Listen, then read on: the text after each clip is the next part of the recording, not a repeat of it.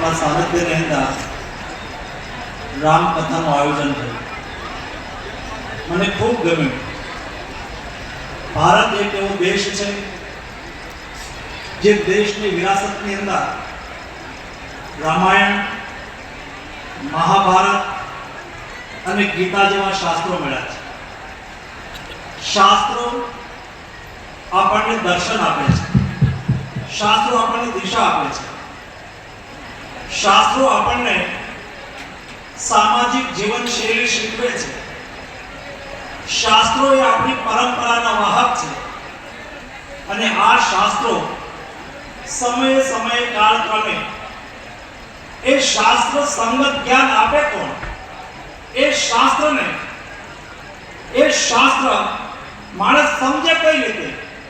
અને એટલા માટે આપણી વ્યવસ્થાની અંદર આપણા શાસ્ત્રોનું કથન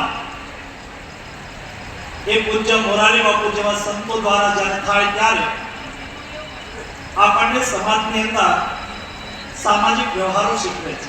ગુરોરધિતાખિલ, ગુરોરધિતાખિલ શબ્દ છે. ગુરોરધિતાખિલ, ગુરોરધિતાખિલ, ગુરોરધિતાખિલ, ગુરોરધિતાખિલ, ગુરોરધિતાખિલ, ગુરોરધિતાખિલ, ગુરોરધિતાખિલ, ગુરોરધિતાખિલ, ગુરોરધિતાખિલ, વૈદઃ, વૈદઃ, વૈદઃ, વૈદઃ, વૈદઃ, વૈદઃ, વિદ્યઃ, વિદ્યઃ, વિદ્યઃ.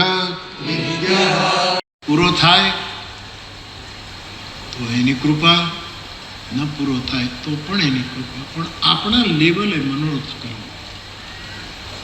સંકલ્પ આપણે નહીં પાળી શકીએ, વાદા નહીં નિભાવી શકીએ.